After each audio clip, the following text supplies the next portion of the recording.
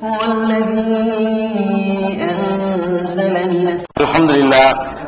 لله نحمده ونستعينه ونستغفره ونؤمن به ونتوكل عليه ونعوذ بالله من شرور انفسنا ومن سيئات اعمالنا من يهده الله فلا مضل له ومن يضلل فلا هادي له ونشهد ان لا اله الا الله وحده لا شريك له ونشهد ان محمدا عبده ورسوله اما بعد. கண்ணியத்திற்குரிய எல்லாம் வல்ல அல்லாஹ் ஜல்ல ஷானஹு தஆலாவின் நல்லடியார்களே, அல்லாஹ்வுடைய பேரருளால் ஈமானுடைய கிளைகளை அறிந்து கொள்வதற்காக இந்த புனிதமிக்க ரமலான் மாதத்திலே நாம் குழுமி இருக்கிறோம். கேட்கலையா?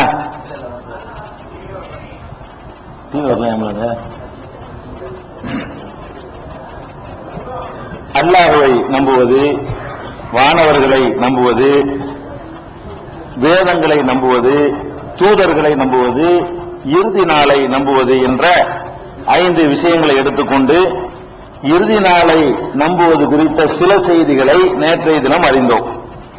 அதன் தொடர்ச்சியான செய்திகளை இன்று அறிந்து கொள்ள இருக்கிறோம். அதற்கு இடையில ஒரு முக்கியமான அறிவிப்பு செய்ய வேண்டியிருக்கிறது. ஏன்னா கடைசியில் அறிவிப்பு கேட்க மாட்டேங்கிறீங்க. என்ன அறிவிப்பு என்று சொன்னால், இஸ்லாத்தை நோக்கி வரக்கூடிய சகோதரர்களுக்காக வேண்டி நம்ம IIM சொல்லி ஒரு நிறுவனம் நடக்கிறாங்க, உங்களுக்கு எல்லாம் தெரியும். அதுல இஸ்லாத்துல சேர்ந்த சகோதரர்களுக்காக வேண்டி உணவு கொடுக்கப்படுகிறது. 3 மாதங்களுக்கு அவங்களுக்கு இலவசமாகவே எல்லா விதமான பயிற்சிகளும் கொடுக்கப்படுகிறது. அந்த மாதிரியான ஒரு கிட்டத்தட்ட அதுல இருந்து 3 மாசத்துக்கு ஒரு 25 குறையாமல் வந்து மார்க்கத்தை கற்று சென்று கொண்டிருக்கிறார்கள். அதுக்கு போதுமான நிதி ஆதாரம் இல்லாம ரொம்ப கஷ்டமான நிலையில் அதை நடத்தி கொண்டிருக்கிறார்கள். இஸ்லாத்துக்கு வருகிற சகோதரர்களுக்கு நம்ம அரவணைப்பு கொடுத்தா தான் அது அவங்க போய் ஒழுங்கான முஸ்லீம்களா வாழ்வாங்க. ஏதோ இஸ்லாத்துக்கு வந்தாங்கன்னு அப்படி விட்டுட்டோன்னு வைங்க, பழையபடி பழைய நிலைமைக்கு போய்கிட்டு இருப்பாங்க. அப்ப இஸ்லாத்துக்கு வர்றவங்கள ஒரு 3 மாசம் தங்க வச்சு தொழுகை, நோன்பு, ஜக்காத்து, ஹஜ்ஜி, குர்ஆன் ஓதுறது, இன்ன பிற முக்கியமான சட்டத்திட்டங்கள் இதுகளை எல்லாம் கற்றுக் கொடுத்து அது ஒரு ட்ரைனிங் கொடுக்கறதுக்கு தான் அந்த தாவா சென்டர் வச்சிருக்கிறாங்க, இந்தியன் இஸ்லாமிக் மிஷன். அதுக்கு கொஞ்சம் தாராளமா உங்களுடைய உதவிகளை அவங்க எதிர்பார்க்கிறாங்க. 2வது, நோன்பு கஞ்சி கூட அவங்களுக்கு ஒரு சரியான ஏற்பாடு இல்லை நடத்துறாங்க. நோன்பு கஞ்சி கூட என்ன இல்ல, பள்ளியாசல்ல போய் 25 பேருக்குலாம் வாங்க முடியாது. ஒரு வாரத்துக்கு 2 பேருக்குலாம் வாங்கிட்டு போகலாம், அது சாத்தியப்படாது.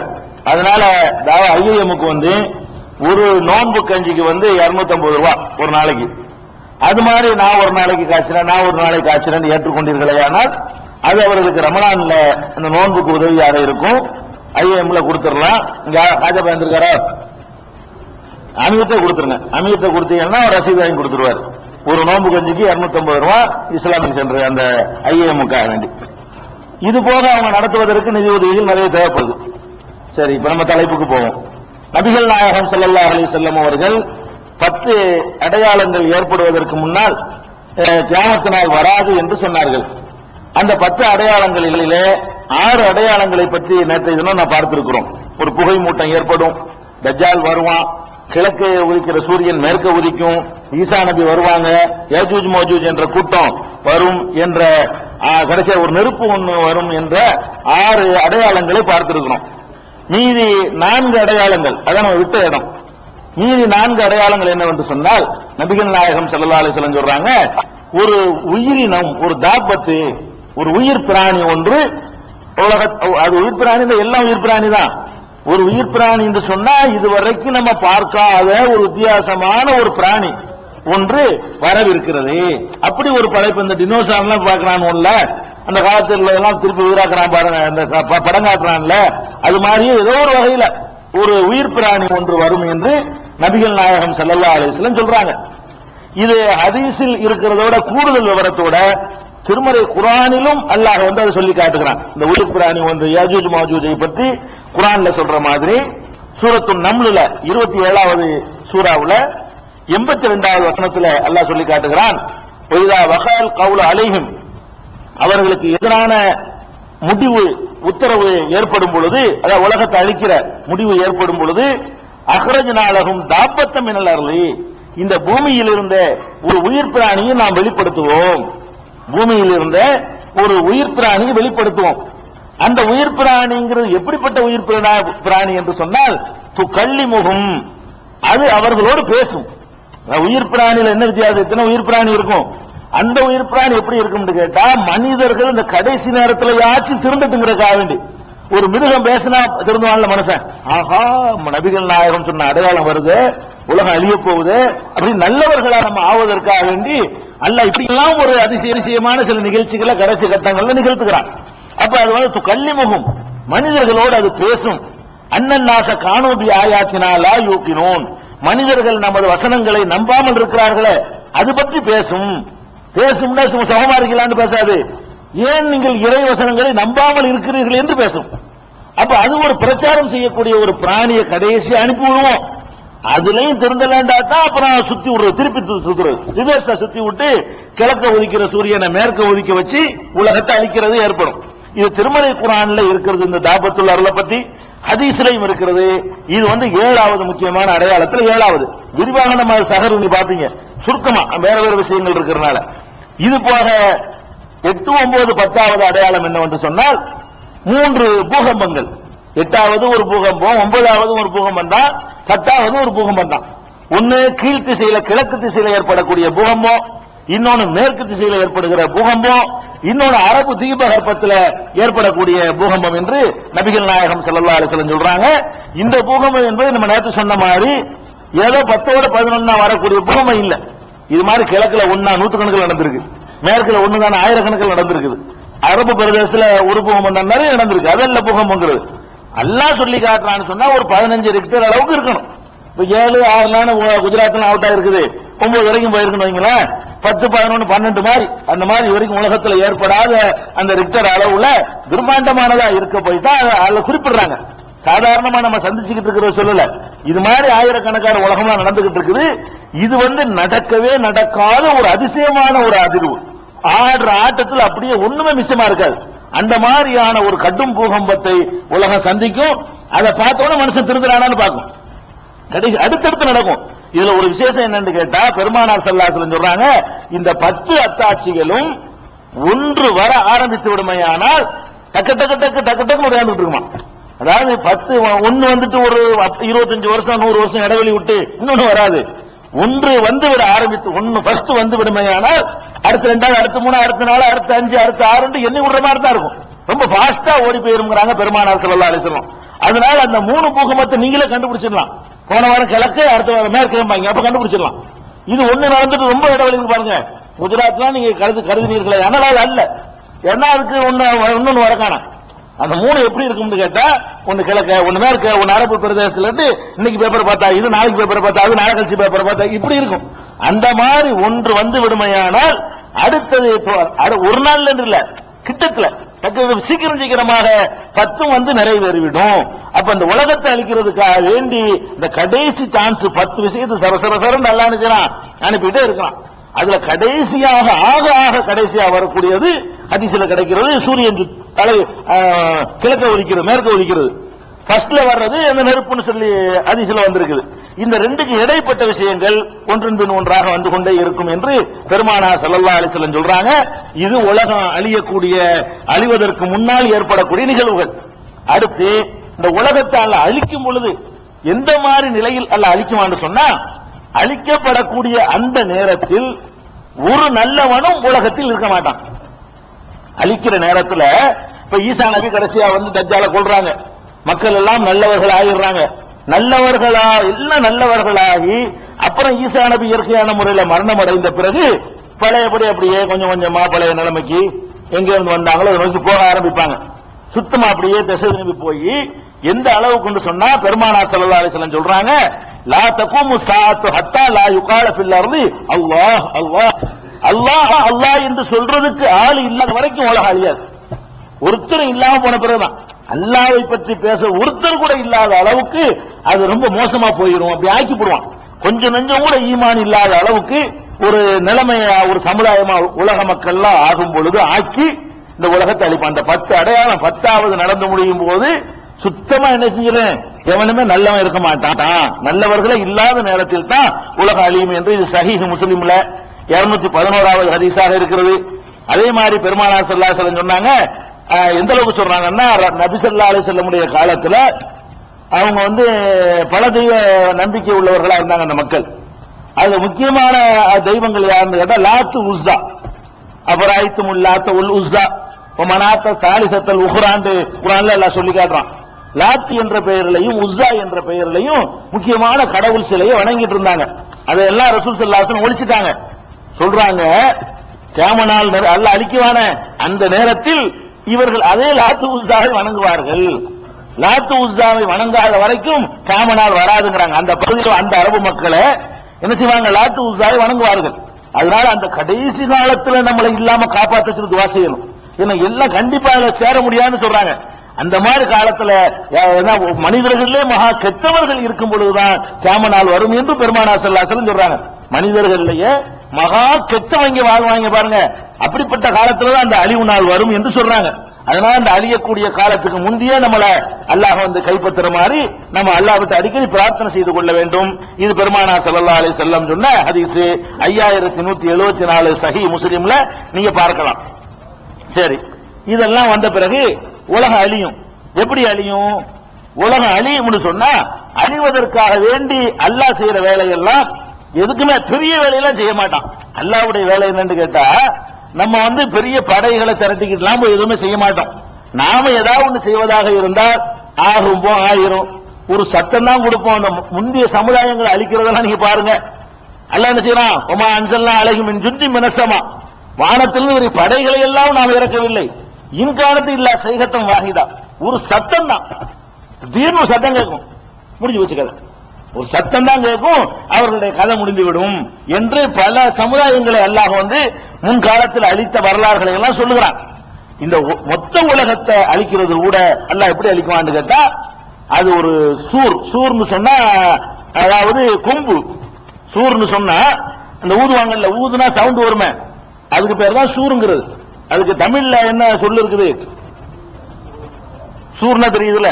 அதாவது அந்த காலத்து வரலாற்று புல்லாங்குழல் அல்லமா, அந்த காலத்து புல்லாங்குழல் இனிமையான இசை வரக்கூடியது. அந்த காலத்துல வரலாற்றுல சரித்திர இந்த கதைகள்லாம் நீங்க பாப்பீங்க. ஒரு இப்படி விளைவா ஒரு இது மாதிரி ஒரு வாயில வச்சு ஊதுவாங்க. ஊதுற ஒரு அறிவிப்பு செய்யறதுக்காக வேண்டி அது அதிகமான தொலைவை போய் சென்றடையும். மூன்று சவுண்ட் வச்சு ஊதுனாங்கன்னு சொன்னா அதிகமான தொலைவை நோக்கி அது போகும். அந்த மாதிரி சவுண்ட் கூம்பு வடிவத்தில் இருக்கும், வாயில வச்சு ஊதுவாங்க, பெரும் சவுண்ட் வரும். அதுக்கு பேர் தான் சூர்னு சொல்லுவாங்க. அந்த சூர் என்ற ஒரு வார்த்தையை அல்லாஹ் குர்ஆன்ல பல இடங்கள்ல பயன்படுத்தி சூர் ஊதப்படும், அழிக்கிறதுக்கு என்ன செய்யப்படும், ஒரு கடுமையான ஒரு சத்தம் ஒன்று வரும், அவ்வளவுதான், அழிஞ்சு போயிடும். மொத்தம் இதே மாதிரி அல்லாஹ் 2 தடவை ஊதுவான். ஒன்னு அழிக்கிறதுக்கு, இன்னொன்னு திரும்ப உண்டாக்குறது. ரெண்டுமே சத்தத்தை கொண்டுதான். இந்த மொத்த உலகத்தை அழிக்கிறதுக்கு அல்லாஹ் செய்யற வேலை என்னன்னு கேட்டா, இன்னைக்கு கூடங்க மனிதர்கள் இன்னைக்கு கண்டுபிடிச்சு ஒரு பட்டன்ல வச்சுக்கிறான்ல, ஒரு உலகத்தை அழிக்க நினைச்சோம்னா அணுகுண்டு இருக்குது, அதுல ஒரு பட்டனை தட்டி விட்டா உலகத்துல எந்த பகுதி வேணா அழிச்சு போடலாம். அப்படி மனிதன் கண்டுபிடிச்சு வச்சுக்கலாம். ஒரு பட்டன்ல தான் எல்லாம் அடங்கி இருக்குது. இவனுக்கு பட்டன்ல செய்ய முடியும்னா அல்லாஹ்வுக்கு வாயில ஊதி விட்டு போக முடியாது அல்லாஹ்வுக்கு. அதனால அல்லாஹ் ரப்பல் ஆலமீன் அழிக்கிறதுக்கு செய்யற வேலை எல்லாம் அந்த ஊதுறது தான். அதை பத்தி அல்லாஹ் குர்ஆன்ல சொல்லும் பொழுது எப்படி சொல்றான்னு பாருங்க. யௌம தர்ஜுபுர் ராஜிஃபா, சூரத்து நாஸியா வன்னாஸியாத் என்ற சூராவுல 79வது சூராவுல 6, 7, 8, 9, 10, 11, 12, 13, 14 ஆகிய வசனங்கள் தொடர்ச்சியாக அதில் அல்லாஹ் சொல்லி காட்டுகிறான். யௌம தர்ஜுபுர் ராஜிஃபா, முதல்ல ஆட்டுவிக்கக்கூடிய ஒரு சத்தம் வரும். இந்த பூமியெல்லாம் ஆடக்கூடிய குலுங்கக்கூடிய ஒரு சத்தம் வரும். தத்பஉஹர் ராதிஃபா, அதை தொடர்ந்து இன்னொன்று வரும். அல்லாஹ் சொல்லும்போது ஆட வைக்கக்கூடியது ஒன்று வரும். தத்பஉஹர் ராதிஃபா, அதுக்கு அடுத்து தொடர்ந்து இன்னொன்றும் வரும். குலூபுன் யௌமையிதின் வாஜிஃபா அப்சாருஹா ஹாஷியா யகூலுன, இதெல்லாம் அந்த மக்கள் சொல்லக்கூடியது. இது அதாவது அவங்களுடைய உள்ளங்கள்லாம் நடுங்கும், பார்வைகள் எல்லாம் குனிந்து விடும், நாங்க என்ன திரும்ப எழுப்பப்படுவோமா என்றெல்லாம் கேட்டுக்கொண்டிருக்கிறார்கள். அல்லாஹ் சொல்லி காட்டினா, இன்னமா ஜஜரத்தும் வாஹிதா, ஒரே ஒரு சத்தம் தான், ஃபைதாஹும் பிஸ்ஸாஹிரா, உடனே வெட்ட வழியில் நிற்பார்கள். அழிக்கிறத சொல்லிவிட்டு அல்லாஹ் சொல்றான், இந்த மனுஷன் கேட்கிறான், நாங்கெல்லாம் திரும்ப எழுப்பப்படுவோமாண்டு.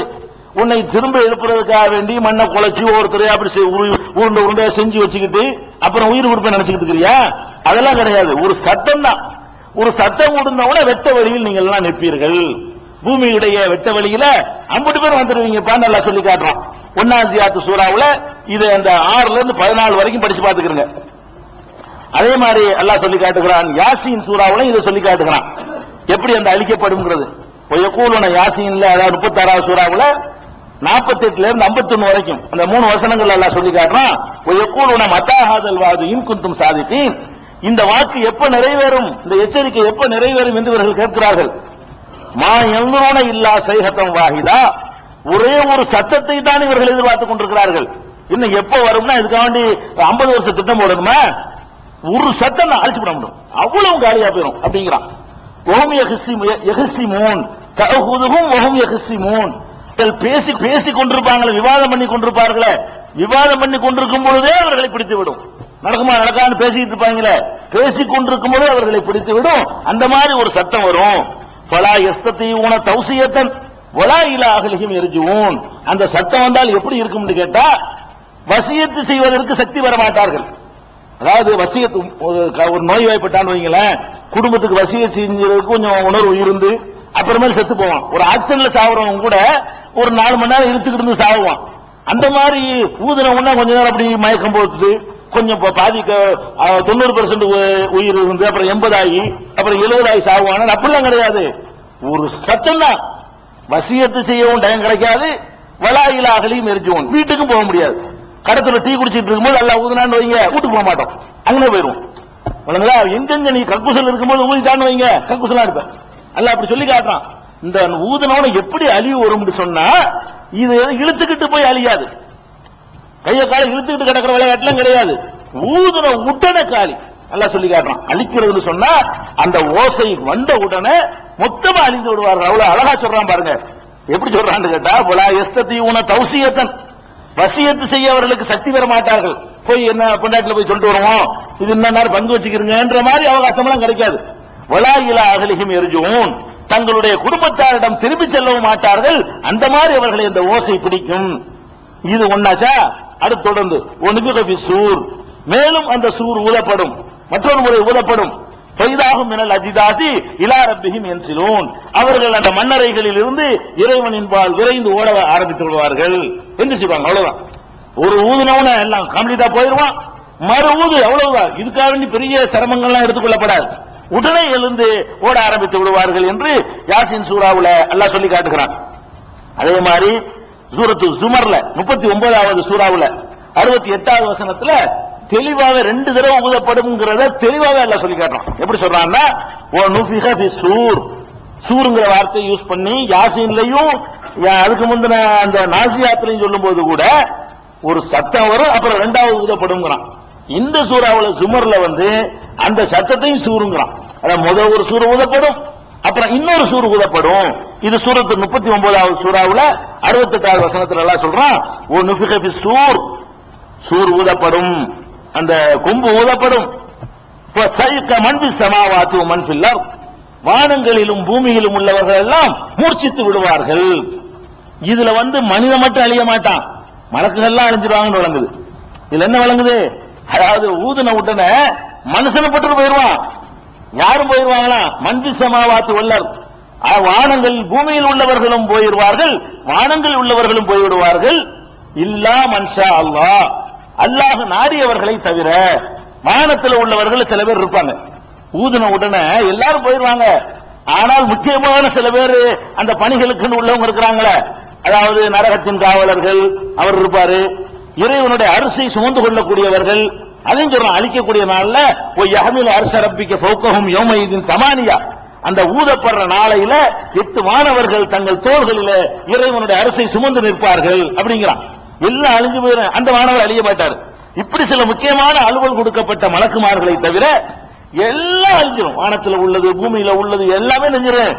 அதுல மனிதன் மட்டும் எல்லாம் சொல்லல, வானத்தில் உள்ளவர்களும் பூமியில் உள்ளவர்களும் சொல்றான். ஜின்னு மனுஷன் உயிரினங்கள் என்னென்னலாம் இருக்குதோ எல்லாமே போய்விடும் அப்படின்னு சொல்றானா. சும்மா நுஃபிஹ ஃபீஹி உக்ரா, மீண்டும் அதே சூர்ல ஒரே சூர் தான் இருக்குன்னு விளங்குது. அதையும் கவனிக்கணும். அதுக்கு ஒரு சூர் இதுக்கு ஒரு சூர் வச்சுக்கிறல, ஒரு சூர் தான். உன்னுலயே அவன் ஊதுனா அழியும், அவன் ஊதுனா பொழைக்கும். ஏன்னா அவன் இல்லைன்னா அதுக்கு சக்தி இருக்குன்னு நினைச்சுக்க கூடாது, அதுலயும் விட்டு கொடுக்க மாட்டேங்கிறான். அந்த ஊதுற குழலுக்கு சக்தி இருக்குன்னு நினைக்க கூடாதுங்கிறதுக்காக வேண்டி இது அழிக்கிற குழல், இது பொழைக்க வைக்கிற அப்படின்னு வந்துடக்கூடாதான். அதைத்தான் ஊதுவான், எல்லாரும் செத்து போயிருவோம். அதைத்தான் ஊதுவான், எல்லாரும் முளைச்சுக்கிடுவோம். அதுல ஒண்ணும் இல்லைன்னு காட்டுறான். அல்லாது அது எப்படி காட்டுறான்னு கேட்டா, அதுல ஒரு சரக்கு ஒண்ணும் கிடையாது, ஊதுறவனுடைய விஷயம் அது. அப்படிங்கிறதுக்காக எல்லாம் என்ன செய்யறான்னா, இன்னொரு சூர் ஊதப்படும் சொல்லல, சும்மா நுபிக பீகி, அதே சூர் ஊதப்படும், அதே சூர்ல இன்னொரு தடவை ஊதப்படும். பெய்தாகும் கியாமும் எந்தூரும், அவர்கள் நின்ற நிலையில் விழித்துக் கொண்டிருப்பார்கள். இப்படி முடிப்பாங்க, ஒரு சகம் பத்துட்டு போயிருவாங்க, இன்னொரு ஊது ஊத அப்படி முடிப்பாங்க. என்ன இப்ப என்ன எங்க நிக்கிறோம் அப்படின்னு அப்படி ஆயிருமா, அவ்வளவு சீக்கிரம் நடந்து போயிருங்கிறான்ல. அப்ப இந்த உயிரை திரும்ப பொழைக்க வைக்கிறதுக்கு பெரிய கஷ்டமான நினைக்க வேண்டியது இல்ல, அப்படின்னு அவ்வளவு ஒரு செகண்ட்ல உண்டாக்கிறோம், அந்த மாதிரி ஆயிரும் என்று சொல்லி காட்டுகிறான். அதே மாதிரி இப்ப ரெண்டு இருக்குன்னு விளங்குது. சூரத்து சுமர்ல பார்க்கும்பொழுது ரெண்டு இருக்குது. சூரத்தில் கஹ்ஃப்லையும் கூட நீங்க பார்த்தால் ரெண்டு தடவை ஊதப்படும். ஏன்னா சூர் ஊதுறது ரெண்டு தடவை இருக்கும், நிறைய பேருக்கு தெரியல. ஒரு தடவை ஊதப்படுற மாதிரி தான் வழங்கி வச்சிருக்காங்க. குர்ஆன்ல தெளிவா சொல்லப்படுகிறது. கால ஹாதா ரஹ்மத்து மிர் ரப்பி ஃபைதா ஜா வாது ரப்பி ஜாலஹு தக்கா வ கான வாது ரப்பி ஹக்கா. இதுல என்ன சொல்றான், அதாவது இந்த யூக்கர்னைனுடைய சம்பவத்தை சொல்லும்போது அல்லாஹ் சொல்றான், என்னுடைய இறைவனுடைய அந்த அழிக்கும் நேரம் வரும் பொழுது அந்த யஜூஜ் மஜூஜ் வருவார்கள் என்று சொல்லிவிட்டு என்னுடைய இறைவனின் வாக்குறுதி நிறைவேறும் சொல்லி முடிச்சிடுறாரு. அப்புறமேல சூர், மீண்டும் ஒரு முறை சூர் ஊதப்படும். ஜமானாகும் ஜமா, அவர்கள் அனைவரையும் ஒன்று திரட்டி விடுவோம் அப்படின்னு சொல்லி காட்டுறான். அப்ப இந்த கஹ்ஃப் 18வது அத்தியாயம் 99வது வசனம், இந்த 4 இடங்கள்ல 4 சூறாக்கள்ல 2 முறை சூர் ஊதப்படும் என்பதை தெளிவாக அல்லாஹ் என்ன செய்யறான் சொல்றான். ஒவ்வொரு சூர் ஊதும் போது அவர்கள் உடனே வந்து விடுவார்கள், என்ன மாதிரி வருவார்கள் என்பதை எல்லாம் அல்லாஹ் வெவ்வேறு வசனங்கள்ல சொல்றான். அந்த 2 சேர்ந்து வர்ற வசனம் மட்டும் உங்களுக்கு சொல்லியிருக்கிறேன். சூர் ஊதுவது குறித்த வேறு சில வசனங்கள் உங்களுக்கு குறிப்புகளுக்காக வேண்டி 27:87 பாருங்க. அதே மாதிரி 69வது சூறாவுல 13, 14, 15, 16, 17 பார்க்கலாம். அதே மாதிரி 20வது சூரா தாகாவுல 102வது வசனத்தை பார்க்கலாம். 123வது அல் மூமினூன் சூறாவுல 101வது வசனத்தை பார்க்கலாம். அல் முத்தசிர் என்ற 74வது சூறாவுல 10வது வசனத்தை பார்க்கலாம். சூரத்து நபா அம்மையத்து சாலூன் என்ற சூறாவுல 17ல இருந்து 25 வரைக்கும் பார்க்கலாம். இதுகள் எல்லாம் இந்த சூர் ஊதுற விஷயங்களை, உலகம் அழிக்கப்படுற விஷயத்தையும் ஒன்று திரட்டப்படுற விஷயங்களும் சொல்லக்கூடிய குர்ஆனுடைய வசனங்கள். அப்படி தொகுத்து நீங்க பாத்தீங்கன்னு சொன்னா சரியான ஒரு அழகான பிக்சர் கிடைக்கும், எப்படி இந்த உலகம் அழியுங்கிறதுக்கு அதுல கூடுதல் விவரங்களை குர்ஆன் எடுத்து பார்க்கணும். நீங்க நம்பர் மட்டும் சில இடத்துல சொல்லிட்டு போற காரணம் என்னன்னு கேட்டா, நீங்களே குர்ஆனோட தொடர்புடையவர்கள் ஆகணுங்கிறதுக்காக தான். சரி, இது மாதிரி ஆயிடுது. அல்லாஹ் உலகத்தை அழிச்சு போடுறான். இந்த அழிக்கிறதுக்கு யார் ஊதுவா? அல்லாஹ் வாயில வச்சுட்டு ஊதுவானா? ஊதுறது வந்துருச்சு, ஊதிதான் அழிக்க போறாண்டு. யாரு ஊதுவான்னு கேட்டா, ஒரு மலக்கு தான் ஊதுவார் என்பதற்கு குர்ஆன்ல ஆதாரம் இருக்குது. 2 ஊதுகளையுமே யாரு ஊதுவா? மலக்கு தான் ஊதுவாருங்கிறது ஆதாரம் இருக்குது. அவருடைய பேர் என்னன்னு குர்ஆன்ல இல்ல. எப்படி இருக்குன்னு கேட்டா, காஃப்ல 50வது சூறாவுல 42வது வசனத்துல அல்லாஹ் சொல்றான், வஸ்தமி யௌம யுனாதில் முனாதி மின் மகானின் கரீப் யௌம யஸ்மஊன ஸைஹத பில் ஹக் ذلك யௌமுல் குரூஜ். அழைக்கக்கூடியவர், முனாதின் அழைக்கக்கூடியவர், அல்லாஹ் ஊத மாட்டான்னு வழங்குது. அழைக்கக்கூடியவர் அழைப்பார். எப்படி அழைப்பாரு? அந்த ஓசையை கேட்டவுடனே அவர்கள்லாம் வெளியே வந்து விடுவார்கள். அழைக்கக்கூடியவர் அழைப்பார், ஓசையை கேட்டவுடனே அனைவரும் வெளியேறி வந்து விடுவார்கள், கபர்ல இருந்து மண்ணில இருந்து வெளியே வந்து விடுவார்கள் என்று அல்லாஹ் சொல்லுகிறார். அப்ப இது அழைக்கக்கூடியவர் முனாதின்னு சொல்றான, அழைக்கிறவர் அது மனுஷனா இருக்க முடியாது. அங்க அழைக்கக்கூடிய அல்லாஹ்வுடைய ஏற்பாடுல செய்யறதா இருந்தா கண்டிப்பா வானவர்களாகத்தான் இருக்க முடியும். அதே மாதிரி நம்மளை எல்லாம் அழைத்து சென்று செல்லக்கூடியவர் மகசர்ல, அதுவும் வானவர் தான் அழைச்சிக்கிட்டு போவாரெல்லாம் வருது. இன்னொரு அந்த மகசர் மைதானத்தை பார்க்கும்போது அப்ப பாத்துக்கிடுவோம், அழிக்கிறது மாதிரி தான் பாத்துக்கிட்டு இருக்கிறோம். அப்ப இது குர்ஆன்ல இருக்குது. ஹதீஸ்ல இந்த சூர் ஊதுற ஆளு இஸ்ராஃபீல். சூர் ஊதுற ஆளுடைய பேர் என்ன? இஸ்ராயில் அல்ல, இஸ்ரா அலிஃபு சீன் ரே அலிஃபு ஃபே எல்லாம் இஸ்ராஃபீல் என்று சில ஹதீஸ்களில் இருக்கிறது. ஆனால் அந்த ஹதீஸுடைய தரத்தில் மாறுபட்ட கருத்து இருக்கு. நம்பகமான ஹதீஸா இல்லையா என்பதுல மாறுபட்ட கருத்து இருக்கு. பெரும்பாலும் நம்பகமான ஹதீஸாக அறிஞர்கள் ஏற்றுக்கொள்ளவில்லை, அறிவிக்கக்கூடிய ஆளுக்கு சரியில்லாதனால. அதனால நம்ம எப்படி நம்பினா போதும், ஒரு வானவரை எல்லாம் நியமிச்சிருக்கிறான். அந்த வானவர் ஊதுவார், அல்லாஹ் ஊத சொல்லி ஊதுவார், அழிஞ்சிடும். அந்த வானவர் அதை எடுத்துக்கொண்டு மறுபடியும் ஊதுவார், அது மறுபடியும் எல்லாரும் எந்திரிச்சிருவாங்க. இவ்வளவு நம்பினா போதும். இப்ப உலகம் அழிக்கப்படுறது நம்பணும், ஊதிதான் அழிக்கப்படும், சூர் ஊதி அழிக்கப்படும் நம்பணும், அழிக்க வேலை ஒரு வானவத்தை ஒப்படைக்கப்பட்டிருக்கு நம்பணும். ரெண்டுக்கும் சேர்த்து ஒரு சூறு தான் என்பதை 2 தடவை தான் ஊதப்படுமே தவிர சூறு ஒண்ணுதான் என்று நம்பணும். இதெல்லாம் முடிஞ்சிருச்சா?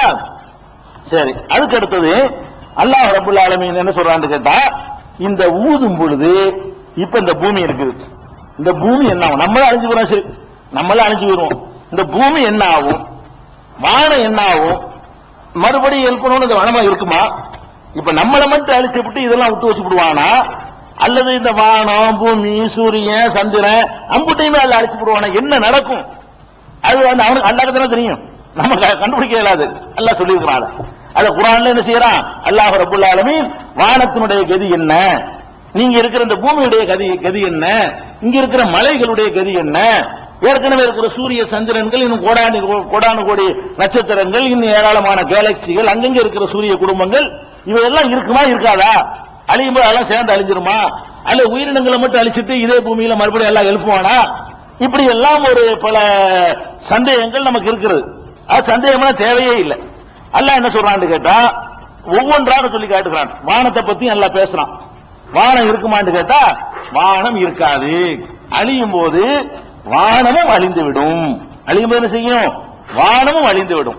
எப்படி எல்லாம் சொல்றான்னு கேளுங்க. அல்லாஹ் அதாவது சூரத்துர் ரஹ்மான் 55வது சூராவுல 37வது வசனத்துல வானமே இருக்கா நீங்க விளங்க கூடாது.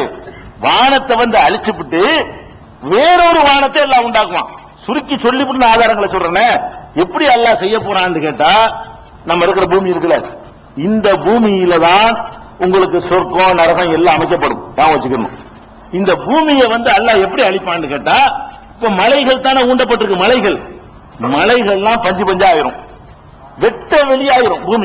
பூமியை பொறுத்த வரைக்கும் எங்கேயுமே மேடு பள்ளமெல்லாம் இருக்காது. ஒரே சமமான சமதரையாக இந்த பூமியை வந்து அல்லாஹ் ஆக்குவாங்கிறான். ஆக்கிடுவானா? அதுக்கப்புறம் ஆக்கிட்டு இந்த பூமியவே வேறொரு பூமியாக மாற்றுவேங்கிறான். அதாவது மலையெல்லாம் எடுத்துவிட்டு இந்த பூமிக்கு ஏற்கனவே சில தன்மைகள் இருக்குல்ல, அந்த தன்மைகளை எல்லாம் மாற்றி வேற ஒரு பூமியாக இதை மாற்றுவேன் அப்படின்னு அல்லாஹ் சொல்லி காட்டுறான். அதுக்கெல்லாம் வசனங்கள் நான் பின்னாடி சொல்றேன். இது ஒண்ணு நடக்குமா? அதுக்கப்புறம் வானங்களை பற்றி அல்லாஹ் சொல்லுமா என்ன செய்யறான்னு கேட்டா, வானங்கள் பிளந்து அது வந்து ஒண்ணும் இல்லாம போய் அச்சுண்டு தான் நொறுங்கி விழுந்து கடைசியா என்ன செய்வோம் கேட்டா, வானத்தை ஒரு சுருட்டு வச்சுட்டு வேற ஒரு வானத்தை உண்டாக்குவோம் அப்படிங்கிறான். ஒரு வானம் வேற ஒரு வானம் இருக்கும், இந்த பூமி வேற ஒன்றாக மாற்றப்படும். அதுக்கப்புறம் சூரிய சந்திரன் எல்லாம் இருக்குமானே இருக்காது. மொத்தத்திலேயே உலகத்துல இதுதான் இருக்கும். இந்த பூமி இருக்கும், ஒரு வானம் இருக்கும். அப்புறமேலு எங்கேயோ அல்லாஹ் செஞ்சு வச்சிருக்கிறான் சொர்க்கத்தை நரகத்தையும். அதை வந்து சொர்க்கத்தை இங்க கொண்டு நிறுவுவோங்கிறான். சொர்க்கத்தை இங்கதான் நம்ம எழுப்பப்பட போறோம். இதே பூமியில எந்திரிச்ச உடனே எந்த பூமியிலிருந்து நம்மளை அல்லாஹ் படைச்சிருக்கிறானோ இதிலிருந்து தான் நாம் வெளிப்பட போகிறோம். வெளிப்பட்டவனை இப்படி தூக்கிக்கிட்டு ஒரு உலகத்துக்கு கொண்டு போக மாட்டான். அடுத்த கேள்வி வரும்ல, நம்ம இங்கதான் எல்லாம் அழிச்சிடுறோம், அழிச்சவன எந்திரிச்சா எங்க எந்திரிப்போம்? நம்மள இங்க அழிச்சிட்டு நம்மளை எழுப்பினா எங்க எந்திரிப்போம்? இங்கதான் எந்திரிப்போம். இங்க எந்திரிக்கிற நம்மளை வேற எங்க தூக்கிட்டு போவானா? அப்படி அர்த்தம் இல்ல. இங்கதான் நம்ம எந்திரிப்போம். எந்திரிச்ச உடனே நல்லவர்களுக்காக சொர்க்கம் கொண்டு வரப்படும். இந்த பூமியில நிக்கும் பொழுது அப்படிதான் வாசகம்லாம் இருக்கு, கொண்டு வருவான் அல்ல. அப்ப அல்லாஹ் வந்து இதுல வந்து வேற பூமியா மாத்தி எல்லாத்தையும் சூரிய சந்திரன் நட்சத்திரம் ஒண்ணுமே இருக்காது, எந்த கோள்களும் இருக்காது, எல்லாத்தையும் காலி பண்ணிவிட்டு இந்த பூமியுடைய தன்மைகள் எல்லாம் மாற்றத்தை ஏற்படுத்தி விட்டு அதுக்கப்புறம் சொர்க்கத்தை கொண்டு வந்து ஒரு இடத்தை வச்சிருக்கிறான். அல்ல வச்சிருக்கிறத போய் ரசூலுல்லாஹ் பார்த்திருக்கிறாங்க. உங்களை அங்க கொண்டு போகாம அதை இங்க கொண்டு வந்துருவான். நம்ம நினைச்சிட்டு மௌத்தா போன நம்மளை தூக்கிட்டு அங்க கொண்டு போவோம்னு நினைச்சிட்டு இருக்கிறோம். ரசூல் ஸல்லல்லாஹு அலைஹி வஸல்லம் பார்த்தாங்களே சொர்க்கத்தை, மேராஜ்ல எல்லாம் காட்டினானே, நரகத்தை எல்லாம் பார்த்தாங்களே, அங்க வந்து நம்மளை கொண்டு போவான்னு நம்ம நினைச்சுக்கிட்டு இருக்கிறோம். குர்ஆன்ல நீங்க ஆய்வு செஞ்சு பாத்தீங்கன்னு சொன்னா நாம இங்கதான் எழுப்பப்பட போறோம், இங்கதான் எழுப்பப்படுவோங்கிறதுக்கு குர்ஆன்ல ஆதாரங்கள் இருக்குது. இந்த மண்ணில் எழுப்பப்படுவோம், இந்த மண்ணுக்கு சொர்க்கத்தை அவன் கொண்டுருவான். அவன் நினைச்சான் நமக்கு தான் அதெல்லாம் கஷ்டம். அல்லாஹ் நினைச்சாங்க நம்மளை சொர்க்கத்துக்கு கொண்டு போறது ஒண்ணுதான், சொர்க்கத்தை இங்க கொண்டு வர்றது அவனுக்கு ஒண்ணுதான். எல்லாம் ஆகுண்ட ஆகுற வேலைதான். அவனை பொறுத்த வரைக்கும் எதுவும் கஷ்டம் கிடையாது, எல்லாம் சமம் தான், ரெண்டுமே ஈக்குவலானது. அவனுக்கு எந்த ஒரு பெரிய காரியம் சின்ன காரியம் அவனுக்கு கிடையாது. அப்ப அதுதான் அதனுடைய நிலை. ஒண்ணுமே இருக்காது. அழிஞ்ச உடனே மலைகள் இருக்காது, பூமி மட்டும் இருக்கும். வேற பூமியா மாறி வடிவம் மாறி இருக்கலாம், தன்மை மாறி இருக்கலாம், அதனுடைய மெட்டீரியல் மாறி இருக்கலாம், பல விஷயங்கள் மாறி போயிருக்கலாம். ஆனா மாற்றப்பட்டு விடும். அதே மாதிரி வானமும் வேறு ஒரு வானமாக மாற்றப்பட்டு விடும். சூரியன் இருக்காது, சந்திரன் இருக்காது. அது ஒளி என்ன செய்யும் கேள்விக்கு கூட அல்ல பதில் சொல்றான். அல்லாஹ்வுடைய ஒளி அவர்களுக்கு முன்னையும் பின்னையும் பிரகாசிக்கும். சூரியன் இல்லாட்டி இருட்டில் கிடப்பாங்க கேள்வி வரக்கூடாதுங்கிறதுக்கு அதுக்கும் கூட அல்லாஹ் விடைய குர்ஆன்ல வச்சுதான் இருக்கிறான். அவைகள் எல்லாம் பாத்தீங்கன்னு சொன்னா, அதாவது வானத்தை பற்றி சொல்லும் பொழுது சூரத்துர் ரஹ்மான் 55வது சூறாவுல 37வது வசனத்துல சொல்றான், ஒய்தன் சக்கத்தி ஸமா, வானம் பிளந்து விடும் பொழுது, வானம் பிளக்கும்ங்கறான். இப்ப காணத்து வருதத்தன் கத்திகான், அது சிவந்து பிளந்து சிவந்து எண்ணெயை போல ஆகிவிடும் அப்படிங்கிறான். அதாவது அப்படி உருகி அந்த கொழுப்பு மாதிரி வடியும்ல, அந்த மாதிரி செதறி போயிருங்கிறாங்க சூறு ஊதுனவன. அது மாதிரி வன்சக்கத்தி, இது சூரத்துல் ஹாக்காவுல 69வது சூறாவுல 16வது வசனத்தை பாத்தீங்கன்னா, வன்சக்கத்தி சமாவு தொகிய யௌமஇதின் பாஹியா, வானம் பிளந்து விடும், அந்த நேரத்தில் அது ரொம்ப பலவீக்காக இருக்கும், பலவீனப்பட்டு இருக்கும், அவ கடினமானதாக எல்லாம் இருக்காது என்று அல்லாஹ் சொல்லி காட்டுகிறான். அதே மாதிரி யௌம தக்கூனு ஸமாவு கல் முஹ்லி, கொதிக்க வைக்கப்பட்ட செம்பு போல இந்த வானம் ஆகும். செம்பு கொதிக்கிற, அதாவது துண்டு தான் இருக்காது, உருகி நீங்க பிளாஸ்டிக் எப்படி வாளியை கொண்டு அடுப்புல காட்டணும்னு அப்படி உருகி இப்படி வலியுமே, அப்படி பழக்குமா. பிளக்கிற எப்படி பழக்கும்னா அப்படி உருகி வலிய ஆரம்பிச்சிரும் என்று அல்லாஹ் சொல்லி காட்டுகிறான். அப்புறம் இது சூரத்துல் மஆரிஜ்ல 70வது சூறாவுல 8வது வசனத்துல இதே கருத்துக்களை 77:9 சொல்லுகிறான், 78:19 சொல்லுகிறான், 81:11 சொல்லுகிறான், 82:1 சொல்லுகிறான், 84:1 சொல்லுகிறான். இதெல்லாம் வானம் புழக்கும், வானம் தெரிக்கும், வானம் இல்லாம போயிடும் என்ற கருத்துக்களை தெளிவாக சொல்லக்கூடிய வசனங்கள். அப்படின்னா வானமே இருக்காதா அப்படின்னு வரும் பொழுது அல்லாஹ் என்ன சொல்றான்னா, யௌம நத்வி ஸமாஅ கதையி சிஜில்லில் குத்துபி கமா பதனா அவ்வள ஹல்கின் நுஈதுஹு வஅதன் அலைனா இன்னா குன்னா ஃபாயிலீன். சுப்ஹானல்லாஹ். அல்லாஹ் என்ன சொல்றான்னு கேட்டா, இந்த வானத்தை அந்த காலத்துல இந்த அரசர்கள் ஓலை அனுப்புவாங்க பாத்திருக்கீங்களா? அந்த காலத்துல கடிதம் எழுதுறாங்க, அப்படி ஓலை இப்படி இருக்கும், அப்படியே சுத்தி வச்சிருப்பாங்க, அப்படி பட்டு துணியில அப்படி சுத்தி அப்படி விரிச்சு பார்ப்பாங்க, பாத்திருக்கீங்களா? அந்த மாதிரி ஓலை. அல்லாஹ் என்ன சொல்றான்னா, இந்த ஓலைகளை சுருட்டுவாங்களே அந்த மாதிரி ஓலைன்னு அந்த ஓலை இல்ல. அல்லாஹ் சொல்றது அந்த எழுதுற ஓலைகள் அந்த காலத்து நடைமுறையில் இருந்தது. துணியிலேயே எழுதுவாங்க, துணியிலேயே தோல்லையோ எழுதி அழகா அப்படி சுத்துவாங்க, சுத்தி அதுக்கு ஒரு இரும்பு குழாயில உர போடுவாங்க, அதை சீல் வைப்பாங்க. இந்த ராஜா அந்த ராஜா அனுப்பி விடுவாரு. ஒரு ராஜா கடிதம் போறாருன்னா சும்மா கவர்ல வச்சு பேப்பர் கொடுத்து விட முடியாது. அந்த காலத்துல தோல்ல எழுதி அல்ல துணியில எழுதி அழகா சுத்தி அதுக்கு பட்டு குஞ்சமெல்லாம் கட்டி அதை ஒரு இரும்பு குழாயில போட்டு அப்பதான் கௌரவமா இருக்கும். அல்லாஹ் என்ன சொல்றான்னு கேட்டா, அந்த வானத்தை எழுதுவதற்கான அந்த ஏட்ட சுருட்டுவோமே அந்த மாதிரி வானத்தை சுருட்டிடுவோங்கிறான். அதை சொல்லிட்டு என்ன செய்யறான், கமா பதனா அவ்வளகல்கின் நுஈதுஹு, ஆரம்பத்தில் படைக்கும் போது எப்படி இருந்துச்சோ அப்படி கொண்டு போய் விடுவோம் அப்படிங்கிறான். அப்ப எப்படி இருந்துச்சு ஆரம்பத்தில் எப்படி இருந்துச்சு, இந்த உலகம் எப்படி இருந்துச்சு, விஞ்ஞானிகளுடைய கருத்து பிரகாரம் எப்படி இருந்துச்சுன்னு சொன்னா ஒரே ஒரு கோளமாக இருந்தது. எது? இந்த பூமி, இந்த சூரியன், இந்த சந்திரன், இந்த செவ்வாய், இந்த சுக்கிரன், இந்த வியாழன், இந்த வானம், இன்னும் ஏராளமான கேலக்சிகள் எல்லாம் சேர்ந்து எப்படி இருந்துச்சா, ஒரு உருண்டையா இருந்தாங்க, நல்லா டைட் பண்ணி வச்சிருந்தாங்களாம், இறுக்கி வச்சிருந்துச்சான். அது ஒரு கட்டத்தில் வெடிச்சு, பெருவெடிப்பு கொள்கைன்னு பேரு, அது ஒரு கட்டத்தில் வெடிச்சு, அதுக்கு பிறகுதான் அது வெடிச்சு புகை மண்டலம் அங்கங்க நின்று, அது அப்புறம் என்ன செய்யுது, கொஞ்சம் கொஞ்சமா தூசிகள் ஒண்ணு சேர்ந்து வெடிச்ச உடனே என்ன செய்யுதுன்னா, அல்லாஹ் எப்படி நல்லா இறுக்கி வச்சிருக்கான் டைட் பண்ணி. அது வெடிச்ச உடனே அதனுடைய கணம் குறைஞ்சு அடர்த்தி குறைஞ்சு லூஸ் ஆயிடுச்சு. லூஸ் ஆனது இந்த பூமிலாம் தூள்களாக அங்க போய் இந்த பக்கத்துல பரவி கிடந்த தூள்கள்லாம் தூசுகள்லாம் சேர்ந்து பூமி ஆகி போச்சு. அவனுக்குள்ள உள்ளதெல்லாம் சேர்ந்து சந்திரனா போச்சு, எங்க உள்ளெல்லாம் சேர்ந்து வியாழனா போச்சு. அந்த தூசுகள் உருண்டு உருண்டு உருண்டு உருண்டு சேர்ந்துருச்சு. இது பல்லாயிரம் கோடி வருஷத்துல நடந்து முடிஞ்சிருக்கு. 500 கோடி வருஷம் சுமார். அவங்க விஞ்ஞானிகள் ஆய்வு பண்ணி சொல்றாங்க 500 கோடி வருஷத்துல இதெல்லாம் நடந்துருச்சுங்கிறாங்க. அப்ப ஆரம்பத்துல என்ன இல்ல, எல்லாம் ஒன்னதான் இருந்துச்சு, வான பூமி தான் கிடையாது, எல்லாம் ஒன்னதான் இருந்திருக்குது. அப்ப இத குர்ஆன்ல அல்லாஹ் என்ன சொல்றான்னா, ஆரம்பத்துல இருந்துச்சு அந்த மாதிரி கொண்டு போயிருவோங்கிறான். இந்த விஞ்ஞானிகளுக்கு சவால் வர்ற மாதிரி எப்படி இருந்துச்சுங்கிறது இவங்க கண்டுபிடிச்சு சொல்றாங்களே அதை சொல்றான்.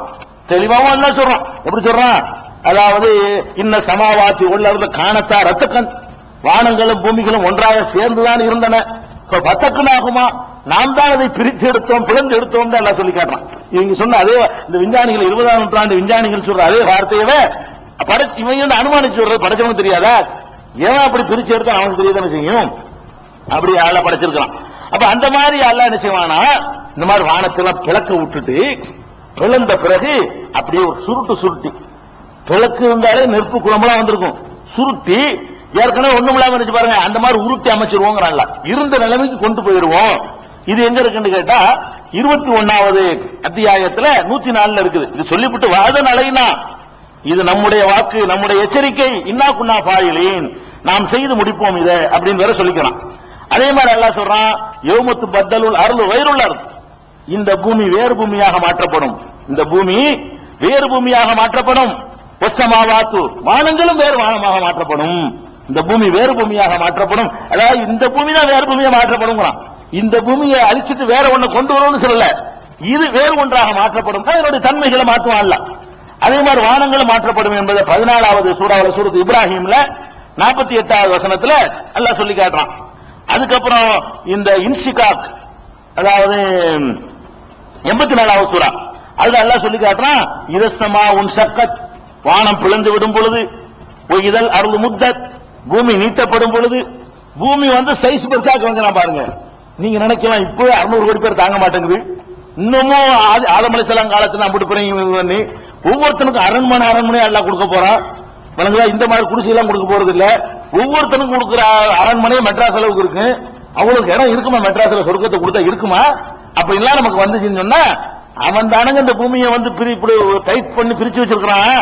பூமியை நீட்டுவானா அல்ல, இதழ் அருள் முத்தத், இந்த பூமியை சைஸ பெருசாக்கிடுவான், 10,000 மடங்கு பெருசாக்கி விட்டுருவான். இருக்கிற சைஸை விட இதே பூமி தான் சைஸ பெருசாக்கி விட்டுருவான். அவன் ஆட்டம் பாம்பு போடுறான் இல்லங்க, அவ்வளவு பவரையும் சேர்த்து டைட் பண்ணி இப்படி ஒரு உருண்டைக்குள்ள வச்சிருக்கான்ல, விட்டு விரிஞ்சு போயிடுதுல, அது மாதிரி தான் அல்லாஹ் ரப்புல் ஆலமீன் அது மாதிரி விரிச்சு தள்ளிட்டு போயிருவான். அப்ப இந்த பூமி விரிக்கப்படும் என்பதை சூரத்துல் இன்சிகாக்ல அல்லாஹ் அதாவது 84வது சூறாவுல 3வது வசனத்துல சொல்லி காட்டுகிறான்.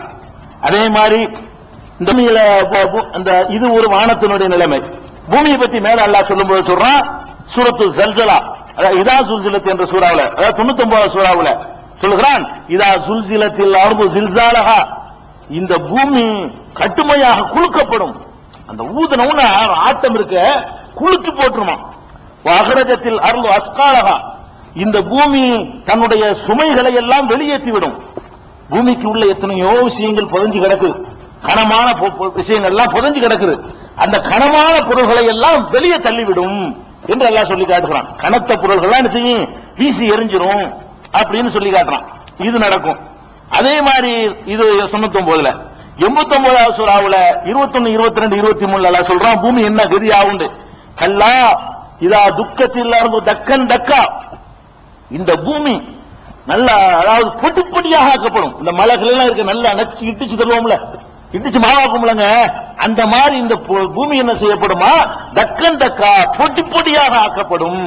அப்படி நல்ல பெரிய பெரிய சாமான ஒண்ணுமே இருக்காது. சாமா தரை ஆக்குறதுக்காக வேண்டி எல்லாம் ஒரு ஊதுறது நடக்கிறது தான். இதுக்காக வேண்டி வச்சு இடிச்சுட்டு இருக்க மாட்டான்ல, ஒரு ஊதுதல் அப்படி வேலை நடந்துகிட்டு இருக்கு. ஊதுறது அவ்வளவு நடக்கும். ஒரே நேரத்துல ஊழுறான், ஒரே நேரத்தில் அது புரிஞ்சு உழுது, ஒரே நேரத்தில் சுருட்டான், ஒரே நேரத்தில் தந்தரை ஆகிறது, சமதரை ஆகிறது, எல்லாம் ஒரு நேரத்தில் நடக்கும். நடந்த ஒண்ணுங்க பாருங்க, பூமி படிப்படி ஆக்கப்படுமா?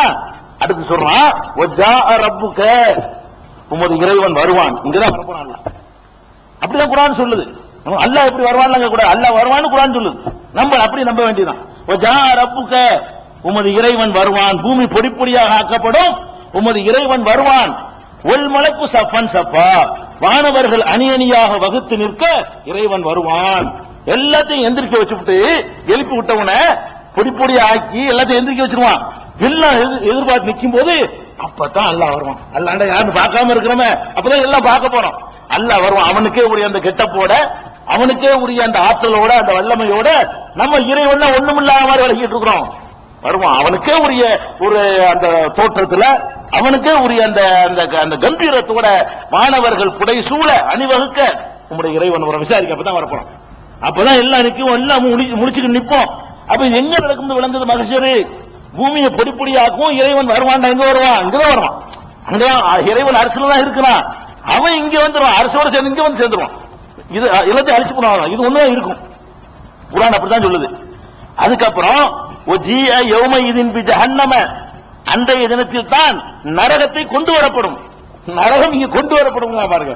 நரகம் இருக்குது ஏற்கனவே. ஆனால் அது இருக்கிற இடத்துக்கு நம்ம போக போறது இல்ல. நரகம் கொண்டு வரப்படும், இறைவனும் வருவான், நரகமும் கொண்டு வரப்படும். இதே பூமியில எல்லாம் நடக்க போகுது, இதுக்குள்ளதான் அப்படி நடக்க போகுது. ஒஜிய யௌமையிதின் ஜஹன்னம், ஜஹன்னத்தை அந்த நாளில் தான் கொண்டு வரப்படும். யௌமையிதின் யததக்கருல் இன்சான், அன்னைக்கு தான் மனிதன் தன்னுணர்வு பெறுவான். அப்பதான் அல்லாஹ் இருக்கான்னு ஒத்துக்குவான். அது பயன் தராது.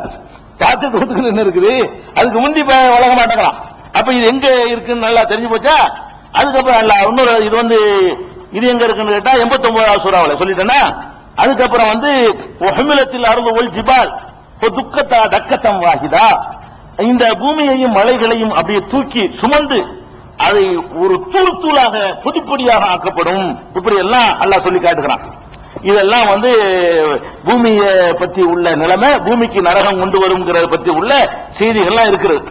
அதே மாதிரி மலைகளை பத்தி எல்லாம் சொல்லும் பொழுது இன்னும் பாருங்க, மலைகளை பத்தி சொல்லும் பொழுது ஜிபால், இந்த மலைகள்லாம் அப்படி பயங்கரமா ஆணி வச்சு இருக்கிற மாதிரி இருக்குது, அதையெல்லாம் அப்படி பறக்க செய்து விடுவோம். சூரத்துல் கஹஃப்ல 18வது சூறாவுல 47வது வசனம், சூரத்துல் தாஹாவுல 20வது சூறாவுல 108வது வசனத்துல சொல்றான், உனக்கு அனில் ஜிபால், மலைகளை பற்றி உம்மிடத்தில் கேட்கிறார்கள், மலைகளை பற்றி கேட்கிறார்கள், மலையை பற்றி சொல்லுண்டு. பொக்குள் நபியை நீங்கள் சொல்லுங்கள், என் சிபா ரப்பி நஸ்பா, என் இறைவன் அதை பொடிப்படியாக ஆக்குவான். அப்ப இந்த பூமி மாற்றப்படும், அந்த பூமிக்கு மழை தேவைப்படாது. இந்த ஈர்ப்பு சக்தி அது வேற வேற கோள்கள்லாம் இருந்துகிட்டு இழுக்கிற காரணத்தினாலதான் அதுக்கெல்லாம் மலையை போட்டு ஆணி வச்சு இருக்க வேண்டி இருக்குது. எல்லாத்தையும் நல்லா அழிச்சு போடுவான், இது வேற மாதிரி எல்லாம் செட்டப் பண்ண போறான். அதனால மலைகள் அப்ப தேவைப்படாது. அப்ப என் சிபுகா ரப்பி நஸ்பா, என்னுடைய இறைவன் அதை பொடிப்பொடியாக தூள் தூளாக ஆக்குவான். எதிர்வா கான் சப்சபா, அது எந்த புற்பூண்டும் இல்லாத ஒரு வெட்ட வெளிப்பிரதேசமாக ஆக்குவான். மழை இருந்த இடமெல்லாம் சமதரையாகத்தான் இருக்கும், மழை இருக்கிற இடமெல்லாம் சமதரையா இருக்கும். லா தராபிஹா இவஜன் ஒலா அம்தா, அதுல பள்ளத்தையும் பார்க்க மாட்டாய், மேட்டையும் பார்க்க மாட்டாய். அல்லாஹ் சொல்றான். அதாவது பள்ளி, இந்த பூமி உருண்டைங்கிறான, உண்மையில உருண்டை கிடையாது. பூமி உருண்டையா, இவ்வளவு இமயமலை அப்புறம் இப்படி இறங்கின உருண்டையா, அதுக்கு பேரு சரியான உருண்டையா, வலுவலுமான அப்படி இல்லை இந்த உருண்டை. இந்த உருண்டையில இருக்கு இப்படி ஏத்தம் இறக்கம்லாம் இருக்குது. இதனுடைய பிரம்மாண்டத்தினால தெரிய மாட்டேங்குது. இந்த பூமியுடைய பிரம்மாண்ட சைஸ்ல அந்த மலை அப்படி சின்னதா இருக்குது. அதனால அவனுக்கு மேல இருந்து படம் எடுக்கும் போது உருண்டையா தெரியுது, உருண்டையா தெரியுது. உண்மையில உருண்டை இல்ல. எவ்வளவு பள்ளங்கள், எவ்வளவு மேடுகள் இருக்கு, நம்ம கண்ணு முன்னாடி நம்ம பார்த்துக்கிட்டு இருக்கோம். அல்லாஹ் அப்ப என்ன செய்வானா, கரெக்டா அந்த உருண்டை மிஷின்ல கூட செய்வோம், உருண்டை கோழி உருண்டை செய்வோமே, அதுல ஏதாவது மேடு பள்ளம் இருக்குமா, பளிங்கு உருண்டை, அந்த மாதிரி ஆக்கி போடுவான். அல்ல மேடு இருக்காது, எந்த ஒரு பெரிய நுண்ணோக்கு ஆடி வச்சு பார்த்தாலும் பள்ளம் தெரியாது, சமமாட்டம் தெரியும். அந்த மாதிரி லாத்தராபிஹா இவஜன் ஒலா அம்தா, அதுல மேட்டையும் பார்க்க மாட்டாய், பள்ளத்தையும் பார்க்க மாட்டாய். யௌமையிதின் எத்தபி உன தாய, அன்றைய தினத்திலே அந்த அழைப்பாளரை அனைவரும் பின்தொடர்ந்து வருவார்கள். அழைப்பாளர் கூட்டிட்டு வராது, எல்லாம் வந்துட்டான் முடியா, எல்லாம் கிளம்பு, இந்த வரைக்கும் அடிச்சுட்டு வருவார் ஒருத்தர், அதுக்கு ஒரு ஆளை நியமிச்சிருக்கான். இதெல்லாம் ஹஸாத்தில் அஸ்வாத்தில் ரஹ்மான், எல்லா ஓசைகளும் ரஹ்மானுக்காக அடங்கிவிடும். எந்திரிச்ச உடனே சைலன்ஸ் பார், அவ்வளவுதான், எல்லாம் அடங்கி ரஹ்மானுக்காக வேண்டி. ரஹ்மான் வரப்போகிறான், விசாரிக்க போகிறான். உடனே ஹஸாத்தில் அஸ்வாத்தில் ரஹ்மான், ரஹ்மானுக்காக ஓசைகள் எல்லாம் ஒடுக்கிவிடும் என்று சொல்வதில் இருந்து எல்லாம் இங்கதான் நடக்குன்னு விளங்குது, உங்களுக்கு விளங்குது. அதே மாதிரி இந்த இது 105ல இருந்து 108 வரைக்கும் இருக்குது. இது மாதிரி இந்த மலைகள் என்ன கதியாகும், இதே கருத்தை நீங்க உங்களுக்கு கூட அல்காரி உங்களுக்கு மனப்பாடமான சூறாவுல கூட எல்லாம் சொல்றான். தக்குல் ஜிபாலு கல் எஹனில் மன்ஃபூஸ், பரப்பப்பட்ட பஞ்சியை போல கனமற்றதாக ஆகிவிடும் மலை. மலைகள் எப்படி ஆயிரும்னா பஞ்சி மாதிரி ஆயிரும், அதுல ஒரு வெயிட்டே இல்லாம போயிடும், அப்பதானே பரப்ப முடியும் என்றெல்லாம் சொல்லுகிறான். இந்த மலை என்ன கதியாகும் என்பதை அறிந்து கொள்ள நீங்க நினைச்சீங்கன்னா 52:10, 56:5, 70:9, 73:14, 77:10, 78:20, 81:3, 105 ஆகிய வசனங்கள்ல இந்த மலைகள் என்ன கதியாகும், மலைகளை இருக்காது, சமதரை ஆயிரும் என்பதை திருமறை குர்ஆன் வழியாக அல்லாஹ் நமக்கு சொல்லி காட்டுகிறான். அதுக்கப்புறம் நட்சத்திரங்கள்லாம் என்ன ஆகும், நட்சத்திரங்கள்னா எது, எல்லா நட்சத்திரங்கள் தான். நீங்க நட்சத்திரங்கிறது விளங்குறது வேற, நீங்க சின்ன சின்ன உள்ள நட்சத்திரம் நினைச்சிட்டு இருக்கிறீங்க, சூரியனும் நட்சத்திரம் தான். இதெல்லாம் ஒளி வீசுகிறதோ அது எல்லாமே என்னது, நட்சத்திரங்கள் தான். நட்சத்திரங்கள்லாம் என்ன ஆகும் கேட்டா அல்லாஹ் சொல்றான், ஒய்தல் கவாக்கிபுன் கஸரத், நட்சத்திரங்கள் எல்லாம் உதிர்ந்து விடும், ஒண்ணுமே இருக்காது, இதுதான் இருக்கும்.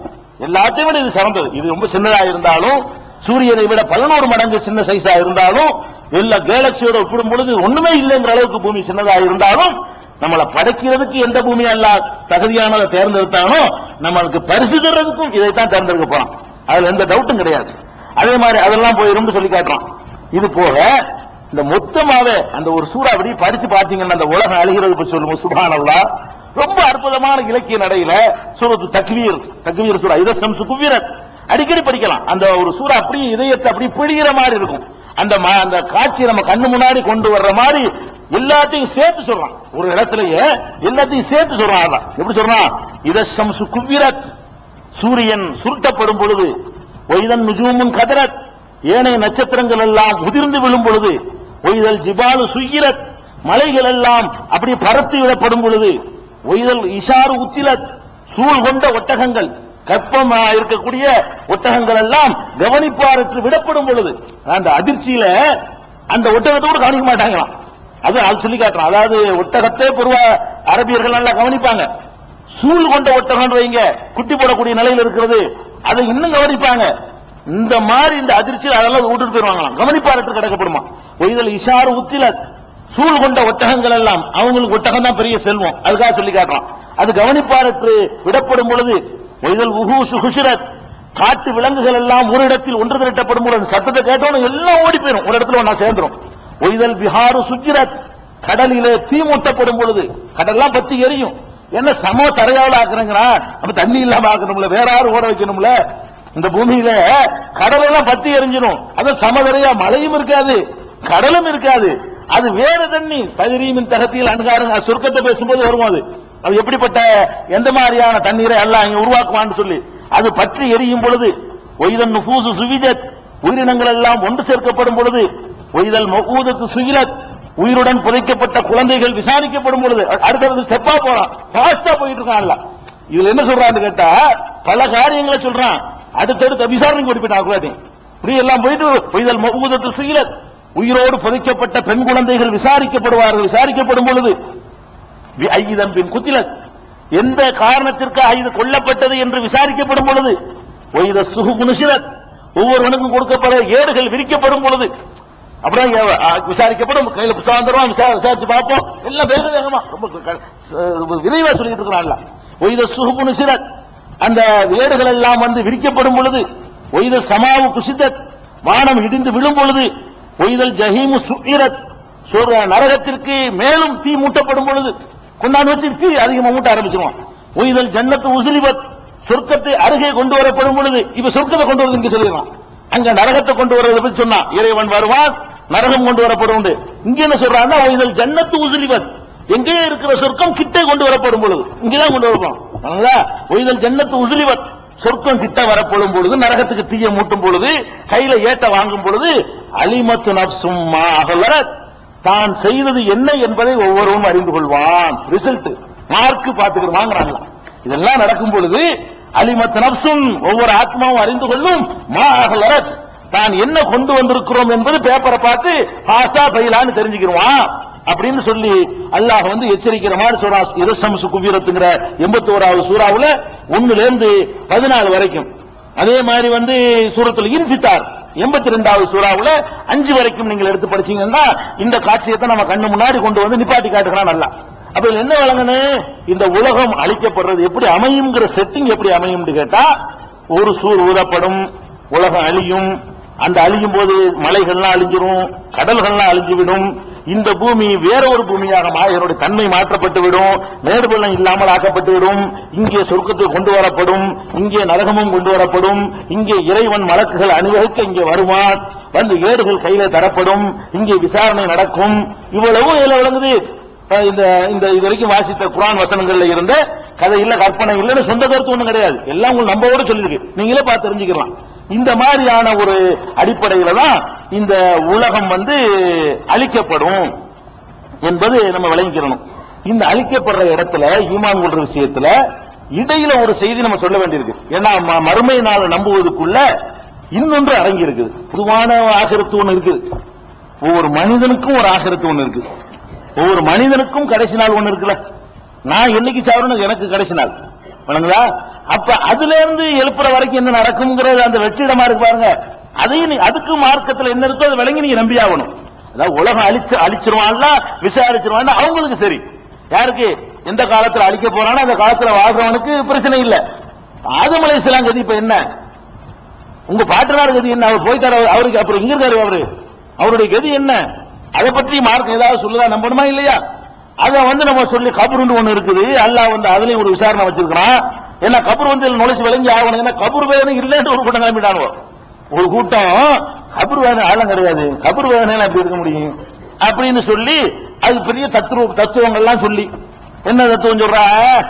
ஏண்டா கபர் வேதனை இல்லைங்கிறேன்னு கேட்டா, இப்ப ஆதம் அலைஹிஸ்ஸலாம் காலத்துல ஒரு தப்பு பண்றான் ஒருத்தன் வச்சுக்கிறோம், ஒரு கொலை பண்றான் ஒருத்தன், ஒரு 1,00,000 வருஷத்துக்கு முந்தி. நீங்க ஒரு ஆளை கொலை பண்றீங்க இன்னைக்கு. இப்ப 2 பேரும் கபர்ல வேதனை செய்யப்படுறீங்க. இப்ப அந்த முதல்ல கொலை பண்ணானே அவன் என்ன பண்ணிருப்பான்? உங்களோட 1,00,000 வருஷம் கூட அதாவது வாங்கியிருக்கான். நீங்க இன்னைக்கு தானே கொலை செஞ்சுட்டு சாவுறீங்க, இன்னைக்கு தான் உங்களுக்கு வேதனை ஆரம்பிக்குது. மொத்தம் 1,00,000 வருஷத்துக்கு முந்தி ஒருத்தன் கொலை பண்ணானே அவனுக்கு மிதி 1,00,000 வருஷமா நடக்குது, இன்னைக்கு வரைக்கும் நடக்குது. அப்ப ஒரே தப்பு செஞ்சவனுக்கு ஒருத்தன் கூட தண்டனை, ஒருத்தன் குறைய தண்டனை. இது என்ன? இது நியாயம்? இப்படி எப்படி பெரிய அல்லாஹ் அப்படி செய்வானா? கேள்வி. இப்படி எல்லாம் அல்லாஹ் அப்படி செய்வான்.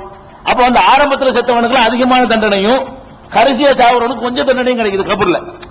மறுமை தண்டனை தான் சமமா கொண்டு எல்லாம் தள்ளிட போறான். அது ஏத்துக்கிற மாதிரி அவங்க சொல்றாங்க. பெரிய பகுத்தறிவு பூர்வமா வாழ்வனை எழுப்புவதாக சொல்லிக்கொண்டு கடைசியா சாவுறான் பாருங்க, கடைசியா சொர்க்கத்துக்கு போறோம் அது நரகத்துக்கு போறோமா, அது எல்லாரும் கூட குறையெல்லாம் வராது, தப்புக்கு தகுந்த மாதிரி எல்லாம் தள்ளி விட்டுருவான். இது என்னங்க ஒரே மாதிரி தப்பு செஞ்சவனுக்கு வந்துகிட்டு ஒருத்தனுக்கு கூட ஒருத்தனுக்கு குறைய, இது என்ன? இது என்ன நியாயம் இது? அப்படிங்கிற மாதிரி என்ன செய்வாங்க? ஒரு ஆள் தொழுகை விட்டாருங்க ஒரு 50 வருஷத்துக்கு முன்னாடி, இப்ப ஒருத்தர் தொழுகையை விட்டுட்டாரு, 2 பேரும் மொத்தம் போயிட்டாங்க. 50 வருஷம் கூட தண்டனை அனுபவிக்கிறல்ல அவரு. நீங்க அனுபவிக்கிறத விட 50 வருஷத்துக்கு முந்தி செத்தவர் 50 வருஷம் கூட அதாப்பட்டிருக்காரு கபர்ல. இப்படி எல்லாம் செய்வானா? ஒரே தப்புக்கு ஒரு கூடவும் ஒரு குறையவும் செய்வானா? இது குர்ஆனுக்கு மாத்தமா இருக்குது. குர்ஆன்ல அல்லாஹ் என்ன செய்வான்? யாருக்கும் அநீதி செய்ய மாட்டேங்கிறான் அல்லாஹ். இது அநீதி இல்லையா?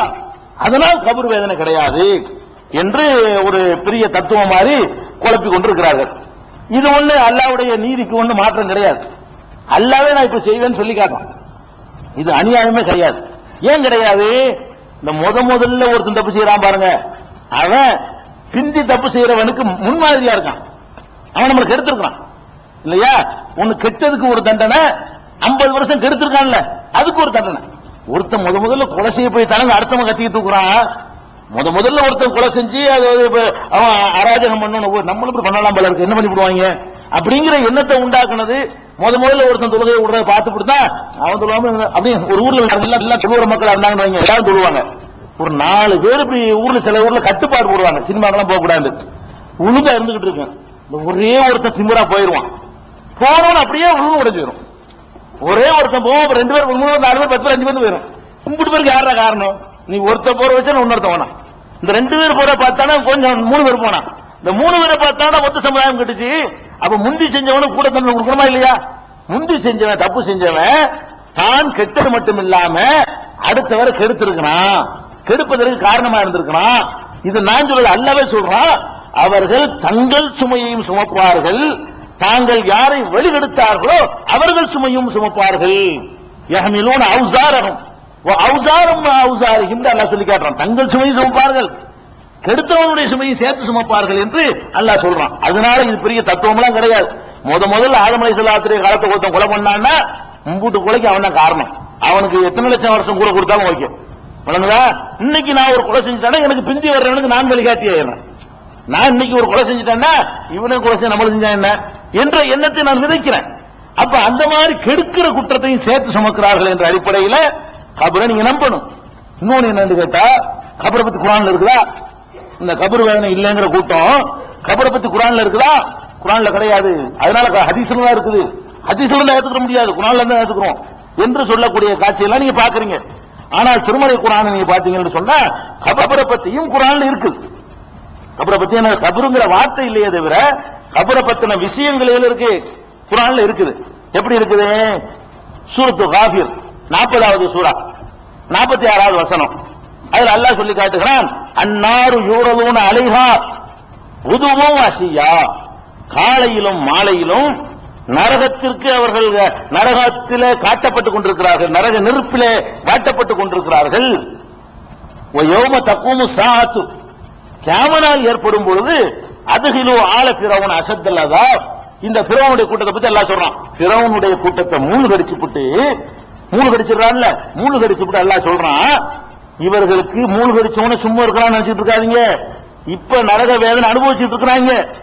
யௌம தக்கூமு ஸாஅத்து, கியாமத் ஏற்படக்கூடிய நேரத்தில் அதுகிலு ஆல ஃபிரௌன் அஷத்தல் அஸாப், கடுமையான வேதனை இந்த ஃபிரௌனுடைய கூட்டத்தார் கொடுக்கப்படும். அப்ப அந்த வேதனை கொடுக்கறதுக்கு முன்னாடி இப்ப கொடுக்கப்பட்டு இருக்காங்க. யாரு?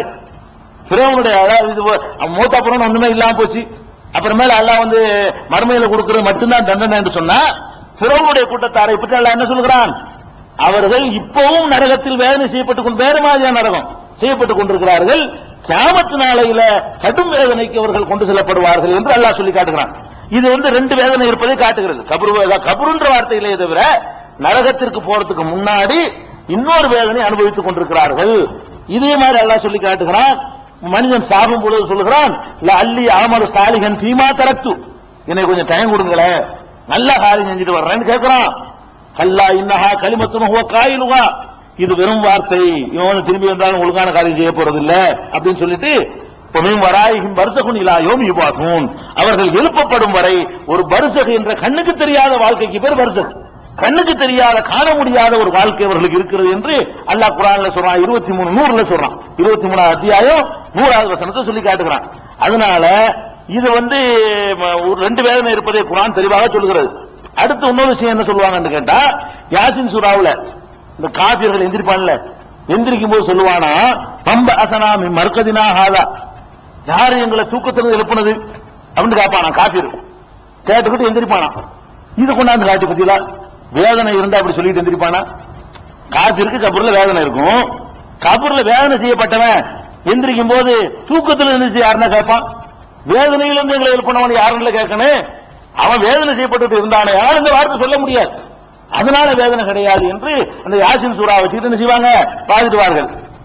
காபிர்கள் இருக்கிறான, அவன் எழுப்பின உடனே பேசுறதுலாம் பொய்யா தான் பேசுவான். இது மட்டும் பேசுறது இல்ல.